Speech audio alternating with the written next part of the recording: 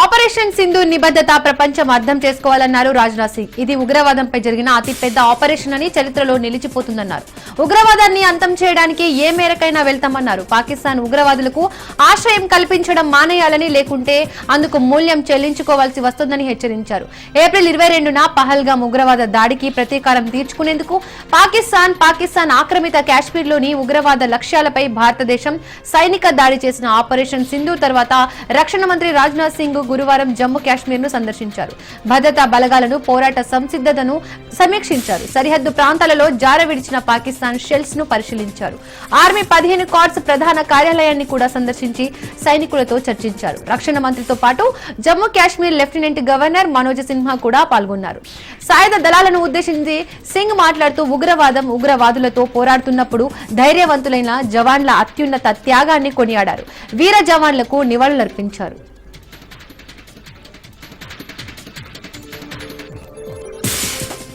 HCU కచ్చబౌలి భూముల విషయంలో supreme court serious అయింది. తెలంగాణ ప్రభుత్వంపై సీజేఐ ఘాటు వ్యాఖ్యలు చేసింది. సీజేఐగా జస్టిస్ గవాయ్ బాధ్యతలు చేపట్టాక తొలి విచారణ చేపట్టారు.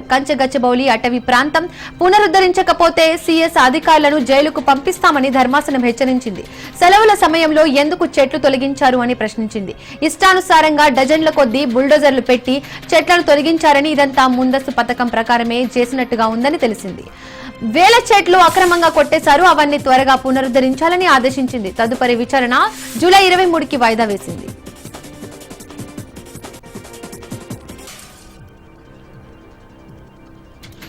ఏపీ ఐటీ విద్యాశాఖల మంత్రి నారా లోకేష్ అనంతపురం జిల్లాలో పర్యటిస్తున్నారు.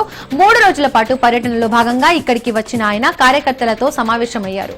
శుక్రవారం ఉదయం 10 గంటలకు 22,000 కోట్లతో చేపట్టనున్న రీన్యూ ప్రాజెక్టును శంకుస్థాపన చేశారు.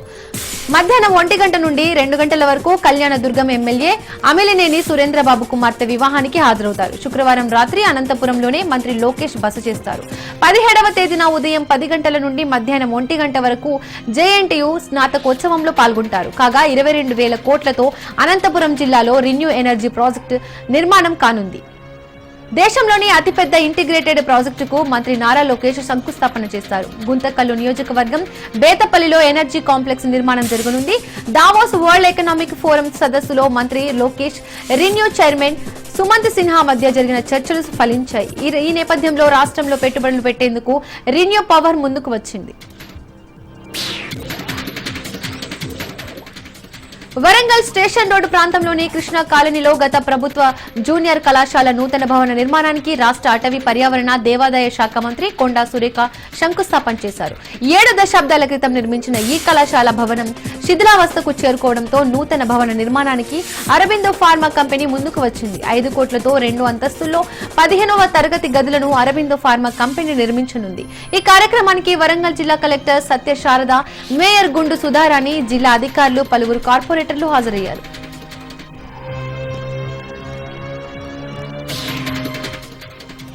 విజయవాడ ఇంద్రకీలాద్రి శ్రీ దుర్గ మల్లేశ్వర స్వామి దేవస్థానం మల్లేశ్వర మహామండపం 6వ అంతస్తులో అమ్మవారి హుండీ లెక్కింపు కార్యక్రమం నిర్వహించారు. దుర్గమ్మకు భక్తులు సమర్పించిన కానుకలు, మొక్కుబడుల హుండీలను లెక్కించారు. హుండీల లెక్కింపు సందర్భంగా 23 రోజులకు 3,73,37,549 రూపాయలు నగదు రూపంలో, 420 గ్రాముల బంగారం, 7 కేజీల 20 గ్రాముల వెండి రూపంలో అమ్మవారికి భక్తుల నుండి కానుకలుగా వచ్చాయి.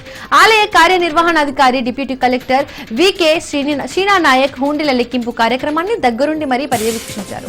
దేవాదాయ శాఖ సిబ్బంది, 1 టౌన్ పోలీసులు, ఎస్పీఎఫ్ పోలీసులు హుండీల లెక్కింపులో పాల్గొన్నారు.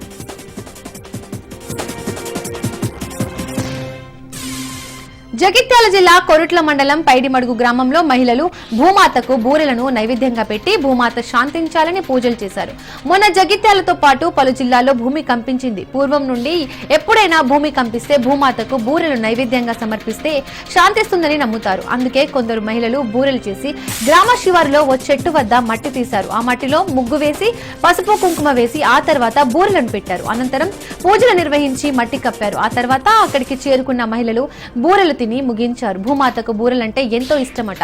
అందుకే వాటిని నైవేద్యంగా సమర్పిస్తే భూమాత శాంతిస్తుందని చెబుతున్నారు. మరోవైపు భూకంపం రావద్దని ఈ కార్యక్రమం చేపట్టామని మహిళలు చెబుతున్నారు.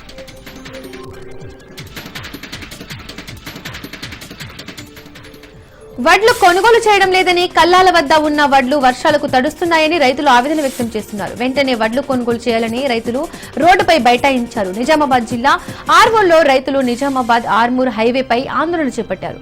పంట కోసి నెలలు గడుస్తున్నా వడ్లు కొనుగోలు చేయడం లేదని, వడ్లు కొనుగోలు కేంద్రాల్లోనే ఉన్నాయని, అకాల వర్షాలకు ధాన్యం తడుస్తోందని ఆవేదన వ్యక్తం చేస్తున్నారు రైతులు.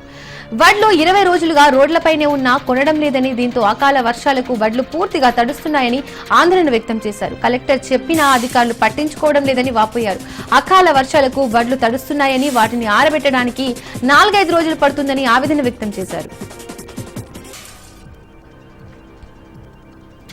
వికారాబాద్ జిల్లా వికారాబాద్ పట్టణ కేంద్రంలో పలు చోట్ల ఉదయం 5 గంటల నుండి ఎడతెరిపి లేకుండా భారీ వర్షం కురిసింది. హైదరాబాద్ లోని పలు ప్రాంతాల్లో ఉదయం నుంచే వర్షం మొదలైంది. గత రాత్రి నుండి మబ్బులు కమ్ముకొని చల్లబడిన వాతావరణం ఈ రోజు ఉదయం వర్షంతో మరింత చల్లబడింది.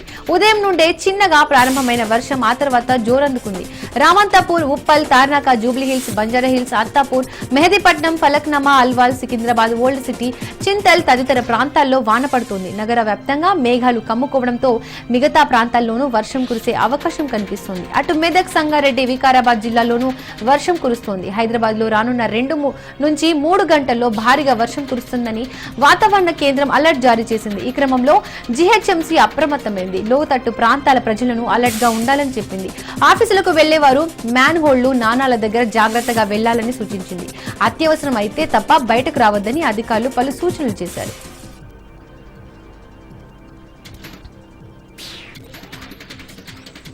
శ్రీకాకుళం జిల్లాలో అకాల వర్షానికి చెట్లు, కరెంటు స్తంభాలు కూలి జనజీవనం అస్తవ్యస్తమైంది.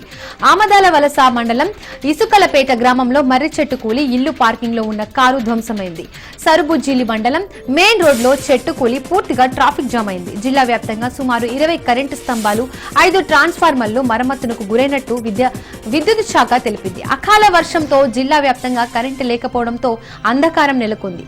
గత 10 రోజులుగా 3 సార్లు ఈ విధంగా అకాల వర్షాల కారణంగా విద్యుత్ అంతరాయం కలిగిందని విద్యుత్ శాఖ అధికారులు తెలిపారు. వేగంగా మరమ్మతు పనులు చేస్తున్నామని, 4-5 గంటల సమయం పడుతుందని విద్యుత్ అధికారులు తెలిపారు.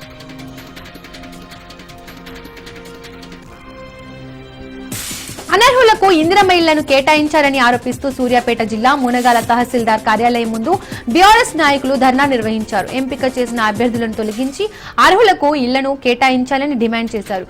ఇందిరమ్మ కమిటీలను రద్దు చేయాలని వారు డిమాండ్ చేశారు. అనంతరం తహసీల్దార్ కు వినతి పత్రం అందజేశారు. ఈ కార్యక్రమంలో కందిబండ సత్యనారాయణ, ఉడం కృష్ణ, ఎల్బి రామయ్య, గడ్డం లింగయ్య తదితరులు పాల్గొన్నారు.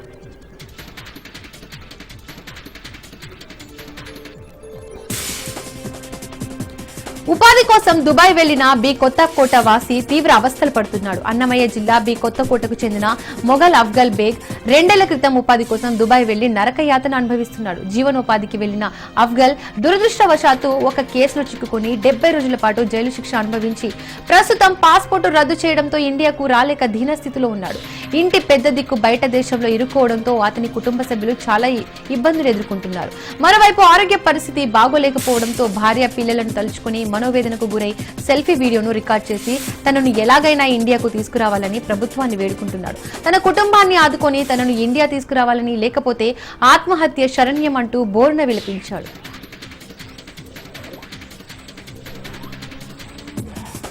శ్రీకాకుళేశ్వర ఆంధ్ర మహావిష్ణు దేవస్థానం ఆలయ ఈవో దాసరి రామప్రసాద్ ఆధ్వర్యంలో జరిగిన సంగీత కచేరీకి విచ్చేసిన ఎమ్మెల్యే మండలి Buddha Prasad, high court retired judge, high power committee chairman you Durga Prasad లను ఆలయ ప్రధాన అర్చకులు పూర్ణ కుంభంతో ఘన స్వాగతం పలికారు. అనంతరం వారు శ్రీకాకుళేశ్వర ఆంధ్ర మహావిష్ణువులకు దర్శించుకుని శ్రీకృష్ణ దేవరాయలు విగ్రహానికి పూలమాలలు వేసి నివాళులర్పించారు. అనంతరం వారు మాట్లాడుతూ శ్రీకృష్ణ దేవరాయలు తెలుగు భాషని ప్రత్యేకంగా గౌరవించేవారన్నారు. ఘంటసాల మండలం శ్రీకాకుళం గ్రామంలో శ్రీకృష్ణ దేవరాయల మహోత్సవ కార్యక్రమంలో భాగంగా సాంస్కృతిక కార్యక్రమాలు, సంగీత కచేరీ అత్యంత వైభవంగా జరిగాయి.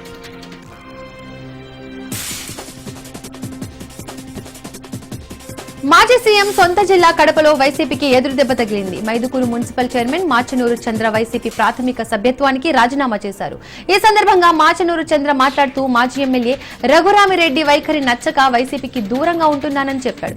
గత ప్రభుత్వంలో మున్సిపల్ చైర్మన్ గా ఎన్నికైన తనను మాజీ ఎమ్మెల్యే రఘురామిరెడ్డి గత 5 ఏళ్లుగా మానసిక క్షోభకు గురి చేశారని ఆరోపించారు. తాను ఎన్నో ఇబ్బందులు పడ్డానని, తన సమస్యను కడప ఎంపీ అవినాష్ రెడ్డి దృష్టికి కూడా తీసుకువెళ్లినా పరిష్కరించలేదని చెప్పారు. మాజీ సీఎంతో తనను మాట్లాడించాలని 3 నెలలుగా కోరుతున్న మాజీ ఎమ్మెల్యే పట్టించుకోలేదన్నారు. ఈ రోజు 8 మంది కౌన్సిలర్లను విజయవాడకు పిలుచుకుని పోయి మాజీ సీఎంతో మాట్లాడించాలన్నారు. తనకు ఒక మాట కూడా చెప్పలేదని ఆవేదన వ్యక్తం చేశారు. రఘురామిరెడ్డి వైఖరి నచ్చకే పార్టీకి సభ్యత్వానికి రాజీనామా చేస్తున్నానని చెప్పారు. అనుచరులు బంధువుల అభిప్రాయం మేరకు భవిష్యత్తు నిర్ణయం తీసుకుంటారని చెప్పారు.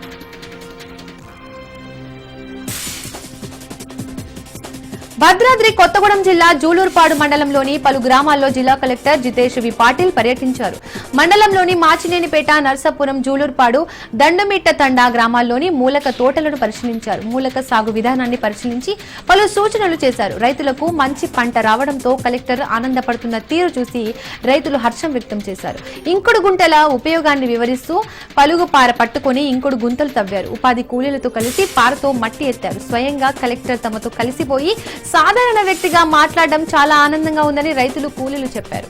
కలెక్టర్ మాట్లాడుతూ కష్టపడి పనిచేసి మునగ పండించిన రైతులు నేడు ఆ ఫలాలను పొందడం ఆనందంగా ఉందన్నారు. రైతులు బాగుపడితే దేశం బాగుపడుతుందని తెలిపారు. ఇంకుడు గుంటల వల్ల భూగర్భ జలాలు పెరిగి భావితరాల అవసరాలు తీరుతాయని తెలిపారు.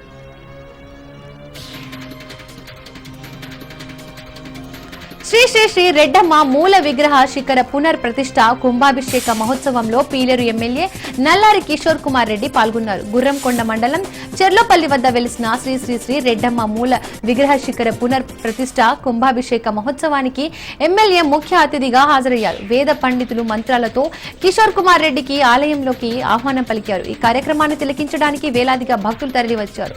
ఆలయ అభివృద్ధికి తన వంతు కృషి చేస్తానని నల్లారి కిషోర్ కుమార్ రెడ్డి ఈ సందర్భంగా తెలిపారు.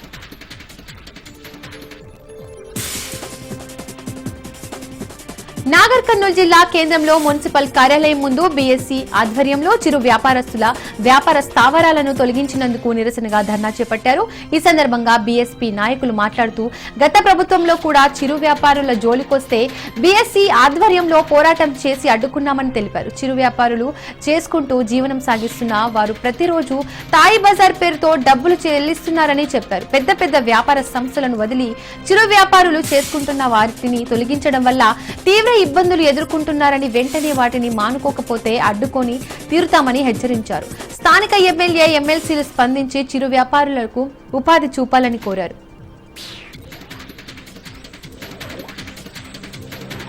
క్రషర్ల నుండి వచ్చే దుమ్ము ధూళితో పంటలు పండగ లక్షల రూపాయలు నష్టపోతున్నామని రైతులు నిరసన వ్యక్తం చేశారు. క్వారీల యజమానులు నియమ నిబంధనలు పాటించకుండా ఇష్ట రాజ్యంగా వ్యవహరిస్తున్నారని రైతులు ఆగ్రహం వ్యక్తం చేశారు. సుమారు 32 క్రషర్ల నుండి వచ్చే దుమ్ము ధూళితో తమ పంటలు పండగ దిగుబడి తగ్గి రైతులు పూర్తిగా నష్టపోయే పరిస్థితి ఏర్పడిందని చెప్పారు. సాగునీటి కాలువలు, క్వారీలు, క్రషర్ల నుండి వచ్చిన మట్టి రాళ్లతో కాలువలు నిండిపోయాయని చెప్పారు. ఈ మధ్య కాలంలో పరిటాల క్వారీల వారు బఫర్ జోన్ను 800 మీటర్ల వరకు ప్రకటించాలని, రైతుల పొలాలకు ఎలాంటి అభివృద్ధి ప్రణాళికలు జరగకుండా చర్యలు తీసుకునేలా ఖనిజాభివృద్ధి సంస్థకు క్రషర్ అసోసియేషన్ లేఖ ఇచ్చిందని రైతులు తెలిపారు. సంబంధిత అధికారులు క్రషర్ల యాజమాన్యం ఒక్కటై తమను ఇబ్బందులకు గురి చేస్తూ తమ పొలాలు, పంటలు పండించడానికి వీలు లేకుండా చేస్తున్నారని ఆందోళన వ్యక్తం చేశారు.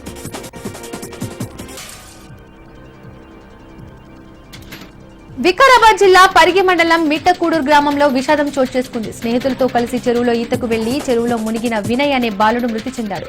చెరువులో ఈత కొడుతూ మునిగిపోవడం గమనించిన స్నేహితులు వెంటనే కుటుంబ సభ్యులకు సమాచారం ఇచ్చారు. శవాన్ని బయటకు తీసిన పోలీసులు పోస్టుమార్టం నిమిత్తం మృతదేహాన్ని పరిగి ప్రభుత్వ ఆసుపత్రికి తరలించారు.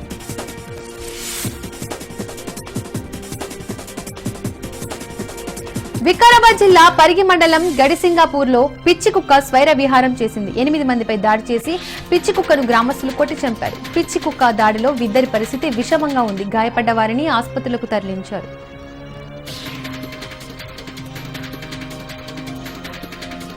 PVXNR ఫ్లైఓవర్ వేగాన్ని అదుపు చేయలేక ఓ కారు డివైడర్ ను ఢీకొట్టింది. మెహదీపట్నం నుండి ఆరాంఘర్ వైపు వస్తున్న కారు రోడ్డు ప్రమాదానికి గురైంది. మరోవైపు వర్షం కురవడంతో ఆ రోడ్డుపై ట్రాఫిక్ జామ్ అయింది. ఆ సమయంలో జరిగిన ప్రమాదం సమాచారం అందిన వెంటనే రాజేంద్రనగర్ ట్రాఫిక్ పోలీసులు సంఘటనా స్థలానికి చేరుకుని ప్రయాణికులకు ఇబ్బంది కలగకుండా ట్రాఫిక్ క్లియర్ చేశారు.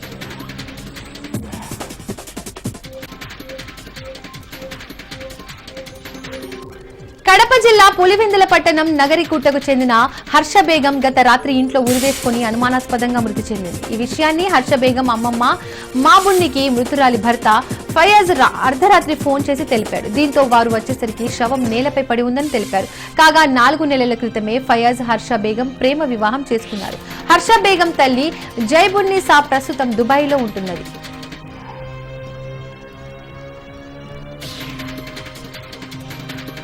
కాకినాడ ఏటిమొగలో మర్డర్ కలకలం రేగింది. పెమ్మడి హరీష్ అనే అదే గ్రామానికి చెందిన వాడ్రేవు కిరణ్ ను దారుణంగా చంపి మృతదేహాన్ని సముద్రంలో పడేశాడు. అనంతరం నిందితుడు పోలీస్ స్టేషన్ కి వెళ్లి లొంగిపోయాడు. మృతదేహాన్ని సముద్రం వద్దనే ఉంచి పోలీసులు విచారణ చేపట్టారు. పూర్తి వివరాలు తెలియాల్సి ఉంది.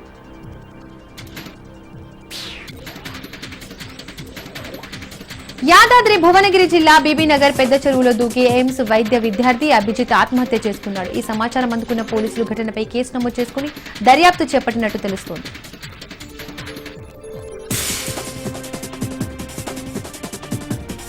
శ్రీకాకుళం జిల్లా పలాసలో 18 కేజీల గంజాయిని పోలీసులు పట్టుకున్నారు. గంజాయి రవాణాకు సుజిత్ సుర్జయ్య అనే బస్సు డ్రైవర్ తో గంజాయి వ్యాపారి బేరం కుదుర్చుకున్నాడు. మహారాష్ట్రకు చెందిన చావస్ కు గంజాయి తరలిస్తుండగా పలాస రైల్వే స్టేషన్ పరిధిలో పట్టుబడ్డాడు. 7 ప్యాకెట్లలో తెచ్చిన 18 కేజీల గంజాయిని స్వాధీనం చేసుకున్నాడు. కాశీబుగ్గ పోలీసులు తెలిపారు.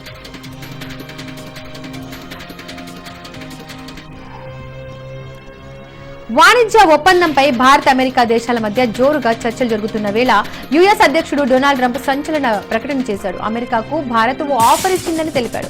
తమ దేశం నుండి దిగుమతి చేసుకునే చాలా రకాల వస్తువులపై భారత్ 0 టారిఫ్లతో వాణిజ్య ఒప్పందాన్ని ప్రతిపాదించినట్లు వెల్లడించారు.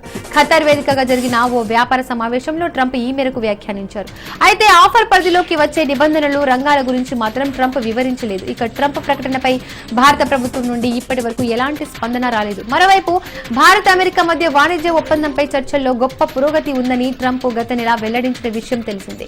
త్వరలోనే ఓ ఒప్పందానికి రానున్నట్లు అప్పట్లో అధ్యక్షుడు ఆశాభావం వ్యక్తం చేశారు. ఈ నేపథ్యంలోనే తాజా ప్రకటన వచ్చింది.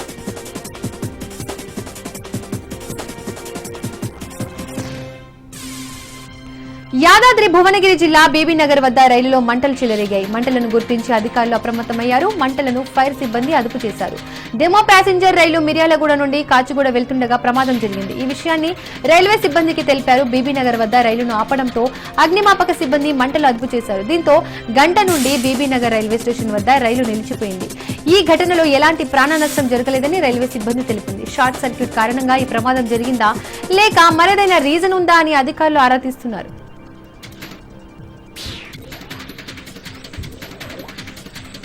సైనిక్ స్కూల్ వివాదంపై బండి సంజయ్ స్పందించారు. హుస్నాబాద్ సిరిసిల్ల జిల్లాలో సైనిక్ స్కూల్ కోసం గత నెల 15న రాజ్నాథ్ సింగ్ ను కలిశారన్నారు. రాష్ట్ర ప్రభుత్వం సైనిక్ స్కూల్ ఏర్పాటు కోసం వెబ్సైట్ లో దరఖాస్తు చేసుకోవాలని సూచించారు. తన విజ్ఞప్తికి రాజ్నాథ్ సానుకూలంగా స్పందించారని, దీనిపై రాజకీయం చేయడం తగదన్నారు. గత బీఆర్ఎస్ ప్రభుత్వం కేంద్రానికి సహకరించలేదని, కాంగ్రెస్ ప్రభుత్వమైనా కలిసి రావాలని కోరుతున్నట్లు కేంద్ర మంత్రి బండి సంజయ్ తెలిపారు.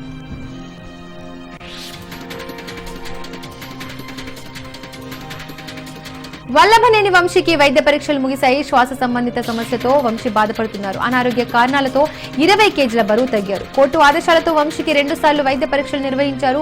సిటీ స్కాన్ తో పాటు లంగ్స్ సంబంధిత పరీక్షలు చేశారు. అనంతరం వంశీని జైలుకు తరలించారు.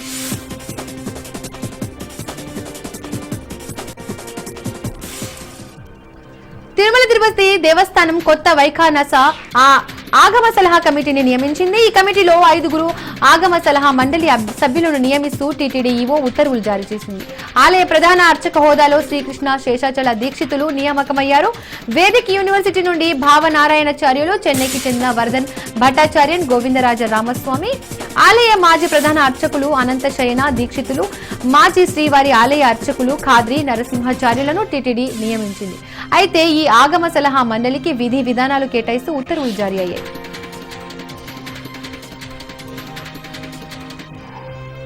మానవ సంబంధాలు మంట కలుస్తున్నాయి. మేనమామ గొంతు కోస్తాడు అల్లుడు. ఈ ఘటన ప్రకాశం జిల్లా ఒంగోలులోని గాంధీ రోడ్డులో చోటు చేసుకుంది. మద్యానికి బాన్సైన ఇంద్రీస్ మేనమామ షబ్బీర్ ను డబ్బులు అడిగాడు. అడిగినంత డబ్బులు ఇవ్వకపోవడంతో వాగ్వాదానికి పాల్పడ్డ ఇంద్రీస్ కత్తితో మేనమామపై దాడికి పాల్పడ్డాడు. బాధితుడు షబ్బీర్ ను స్థానికులు ఆసుపత్రికి తరలించారు. ఘటనపై కేసు నమోదు చేసిన పోలీసులు దర్యాప్తు చేపట్టారు.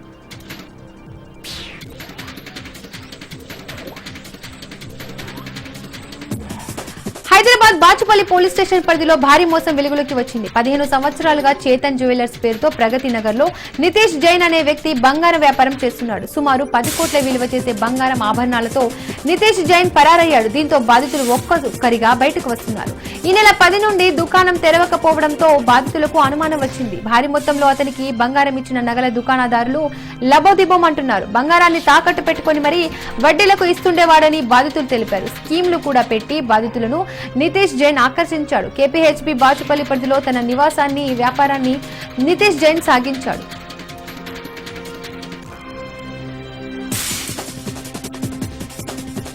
క్యాన్సర్ బారిన పడిన వ్యక్తి చికిత్సకు అవసరమైన ఆర్థిక సహాయం అందించి బాధిత కుటుంబానికి అండగా నిలిచారు సీఎం రేవంత్ రెడ్డి. సిద్దిపేటకు చెందిన సిరిసిల్ల సాయి చరణ్ బ్లడ్ క్యాన్సర్ బారిన పడ్డాడు. ఆయనకు భార్య, 2 కుమార్తెలు ఉన్నారు. ఇంటికి ఆధారమైన సాయి చరణ్ క్యాన్సర్ బారిన పడడంతో అతని చికిత్సకు కుటుంబ సభ్యులు ఇంటిని అమ్మేశారు. అయినప్పటికీ చికిత్సకు అవసరమైనంత డబ్బులు సరిపోకపోవడంతో సీఎంను కలిసి గతంలో తమ ఇబ్బందులను ఆయన దృష్టికి తీసుకొచ్చారు. చలించిన రేవంత్ రెడ్డి సాయి చరణ్ చికిత్సకు 5 లక్షలు మంజూరు చేశారు. అలాగే చికిత్సకు అదనంగా వ్యయమైన మరో 7 లక్షలను సీఎంఆర్ఎఫ్ ద్వారా అందించాలని ఆదేశించడంతో ఆ మొత్తాన్ని అధికారులు అందజేశారు. చికిత్స చేయించుకున్న సాయి చరణ్ కుటుంబ సభ్యులతో కలిసి సచివాలయానికి వచ్చి ముఖ్యమంత్రి రేవంత్ రెడ్డిని కలిసి కృతజ్ఞతలు తెలిపారు. ధైర్యంగా ఉండాలని సీఎం సాయి చరణ్ కు సూచించారు.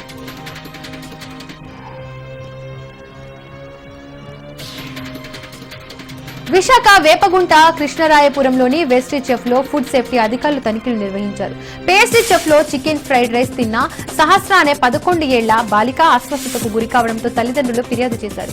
బాధితుల ఫిర్యాదు మేరకు ఆహార భద్రతా తనిఖీ అధికారులు, జీవీఎంసీ శానిటరీ ఇన్స్పెక్టర్, విజిలెన్స్ అధికారులు తనిఖీలు చేపట్టారు. బేకరీలో ఉన్న వివిధ ఆహార పదార్థాల నమూనాలు సేకరించి వాటి నాణ్యత, పరిణామాల కోసం హైదరాబాద్ ల్యాబ్ కి పంపిస్తున్నట్లు అధికారులు తెలియజేశారు.